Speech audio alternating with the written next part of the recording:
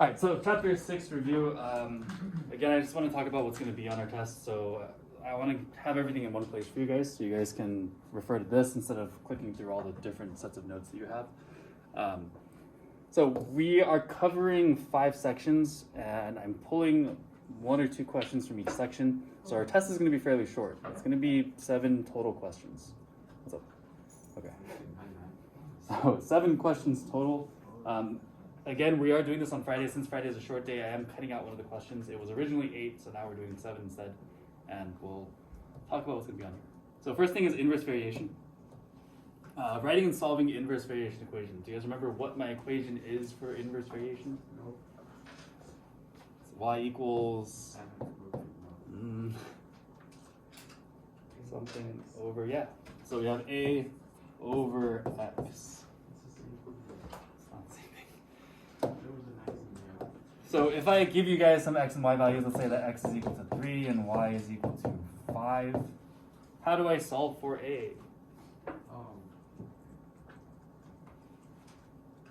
You plug the 3 in the bottom. Yeah. So I'm going to plug in my numbers. We got 5 is equal to A over 3. Oops. A over 3. You got it. Yeah. And to isolate a, what do I need to do to both sides? Multiply by 3. Multiply by 3. Equals 15.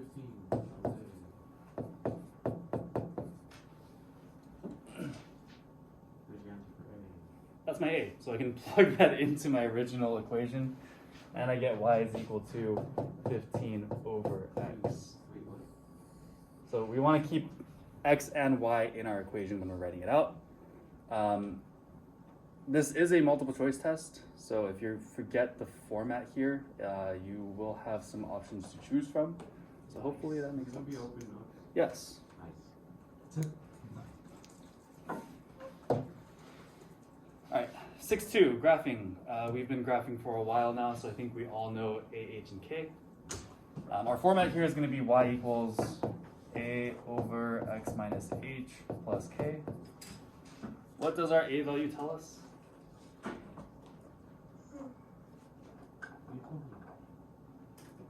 Expansion. How wide? It gets bigger. Yeah, so we call that a vertical Expansion. Growth. stretch or a Shrink. shrink.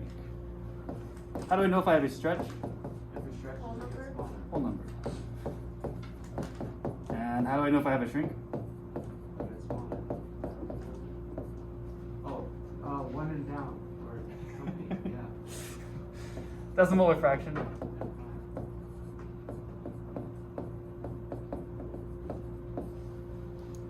So stretch, shrink, whole number, or decimal fraction.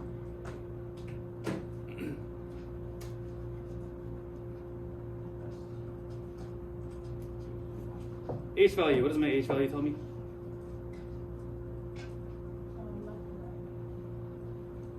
Left to right, yeah. Horizontal. So this is horizontal, or we can say left or right.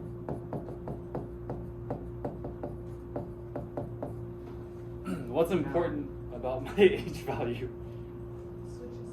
Switch of signs. So remember that negative becomes positive and vice versa.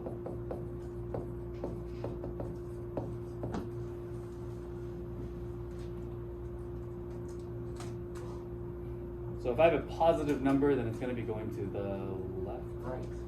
If I have a Right. negative number, it's going to be going to the right. Right. How are you doing this? I don't know, man. All right, and my K value tells me what? Up or down? Up or down.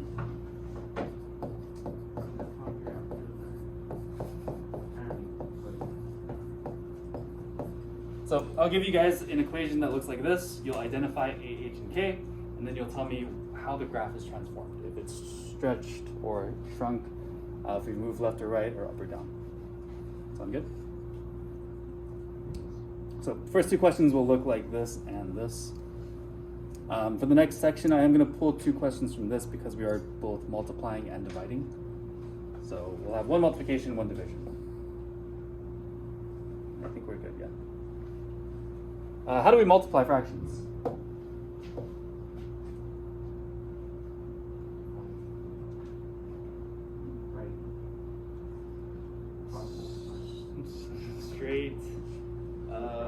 cross.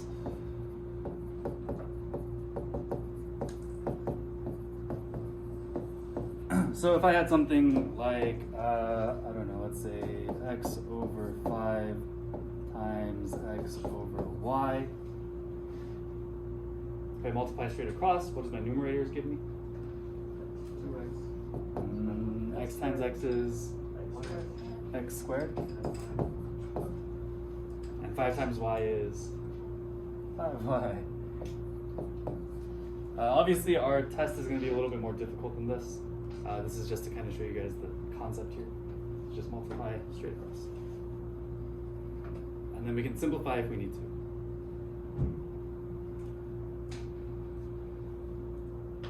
Good. How do we how do we divide fractions? Yeah. You want to multiply by the reciprocal.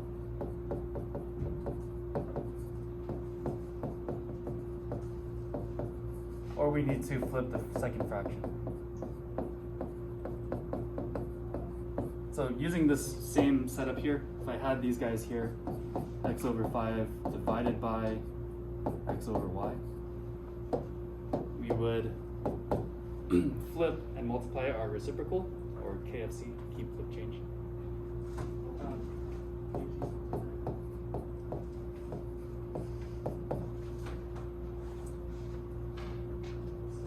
And then we multiply straight across.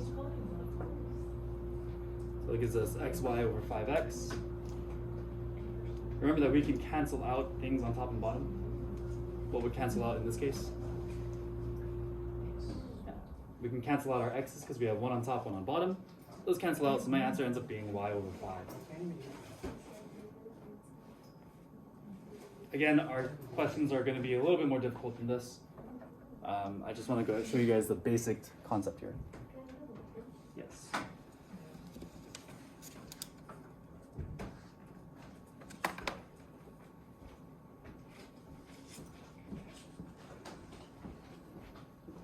One other important thing, when you're dealing with both multiplication and division, if you can factor things out first, you want to factor first.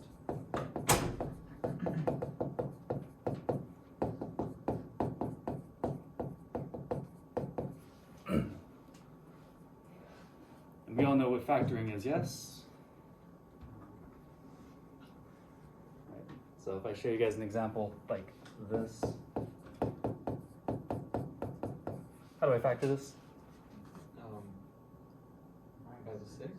Yeah, I want to look at the factors of 6, right? So what numbers can I multiply and make 6? 3 and 2, 6 and 1. 3 and 2, 6 and 1. Which ones can I use to make my middle term there? 6 and 2. 3 and 2. Wait. 6 and 1. Both of them. But I want to make a positive 5 and a positive 6. So I'd have to use 3 and 2, right? Because if I use 6 and 1, I'd use positive 6, negative 1, and then when I multiply that, it gives me a negative 6. Yeah, So it doesn't work that way. Got to use both positive 3 and positive 2. Factor form would be x plus 3, x plus 2. The reason why we want to factor first is because we want to cancel out as much stuff as we can before we multiply. Otherwise, we're dealing with really, really big numbers. If we can't factor, though, we can just do what we need to do. Cool. Questions so far? Okay. All right. 6-4, we're going to be adding, subtracting. When I'm adding and subtracting, what do I need for my terms? Common denominator. How do I find a common denominator? The same.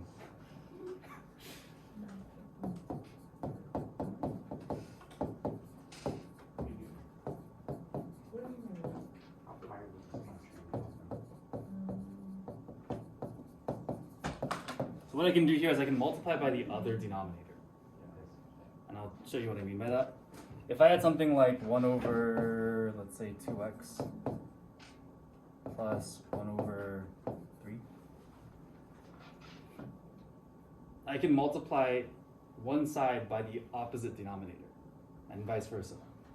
So for example, what would I multiply the left side here by? 3. I would take this denominator here, multiply it on this side. And what would I multiply the right side by? 1. 2x. 2x. Take this denominator, multiply it on this side.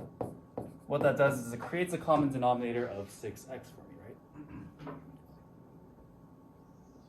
So multiply by the other denominator, and then we can add or subtract the top or bottom.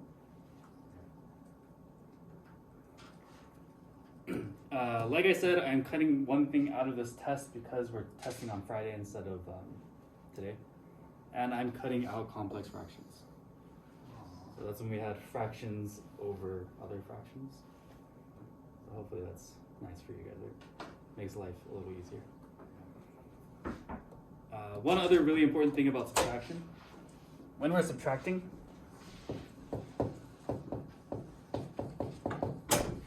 it is important to distribute the negative.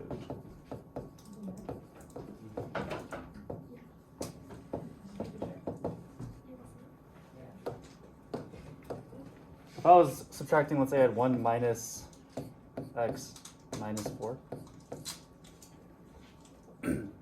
I need to make sure that I turn everything that I'm subtracting negative, or I need to flip the signs here. So if I distribute this negative across, this becomes minus x and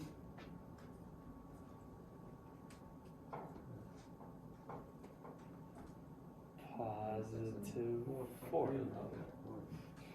So signs are going to switch on both of these guys. Keep that in mind.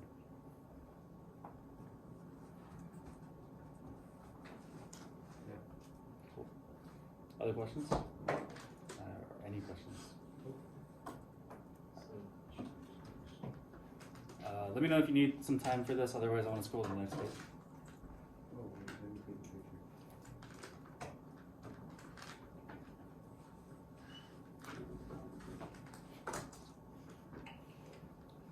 Cool? We're all good?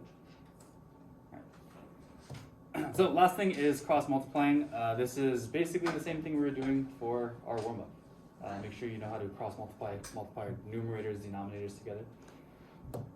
So we are going to multiply numerators with denominators.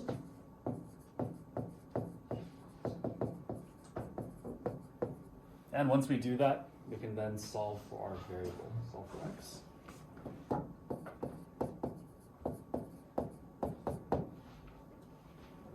Again, this is going to be a multiple choice test, and you guys are able to use your notes. So hopefully this is helpful.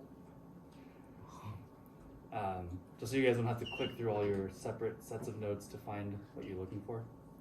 This kind of helps organize your thoughts, yeah.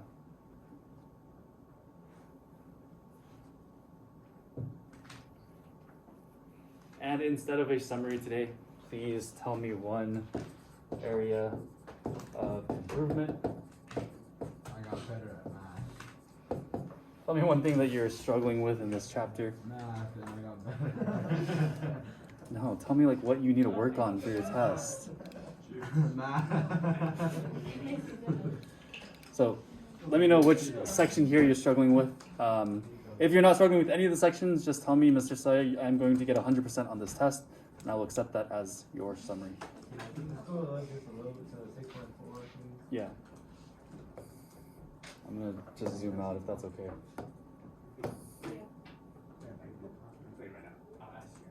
You missed the last one. Cool? Cool, cool.